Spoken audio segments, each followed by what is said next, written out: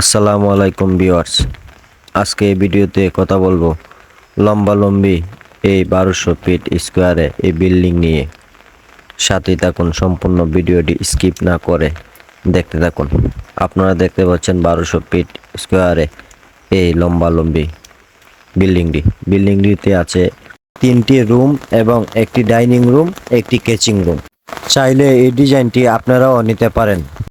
আপনারা ইতিমধ্যে দেখতে পাচ্ছেন সামনে সিঁড়ি, তারপর সিঁড়ির সামনে একটি 8 ফুটের পোর্চ দেওয়া হয়েছে।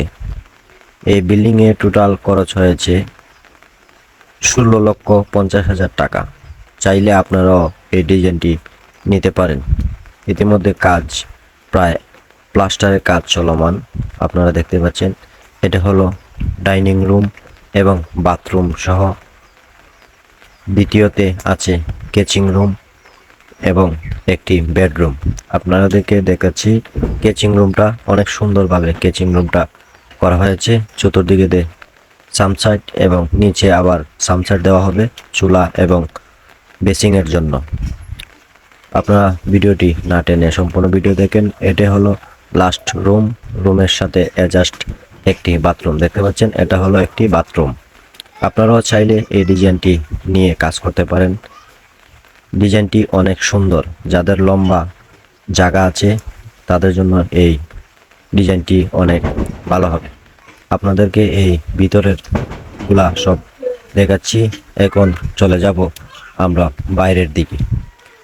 আপনারা দেখতে পাচ্ছেন আমি কিচেন রুমের দিকে একটা দরজা রাখা হয়েছে। ওই দরজা দিয়ে বের হয়ে বাইরে চলে আসলাম। এদিকে একটি সেফটি ট্যাঙ্কি দেওয়া হয়েছে এবং কিচেন রুমের লগে একটি বেডরুমের জানালা, আর জানালার ডিজাইনগুলা খুব সুন্দর দেওয়া হয়েছে। দেখতে পাচ্ছেন এই জানালাগুলা ডিজাইন। বিল্ডিং অনেক নিচু জায়গা থাকার কারণে আমরা 3.5 ফিট বিট লেভেল দিয়েছি। এই দেখতে পাচ্ছেন এটা 3টি রুমের 3টি জানালার ডিজাইন করা হয়েছে। এখন চলে যাব আমরা সামনের ভিডিওতে। সামনে একদিকে দিয়ে সিঁড়ির পোর্চ এবং অন্যদিকে দিয়ে আরেকটি ছোট একটি বারান্দা দেওয়া হয়েছে। বারান্দাতে ব্যবহার করা হয়েছে উপরে বিট, নিচে বিট, সব দিকে দিয়ে। আর সামনের পোর্চে ডিজাইন দেওয়া হয়েছে।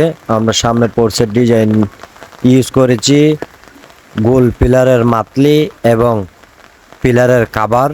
আপনারাও চাইলে এরকমভাবে গোল পিলারের মাতলি এবং কাভার আমাদের কাছ থেকে নিতে পারেন।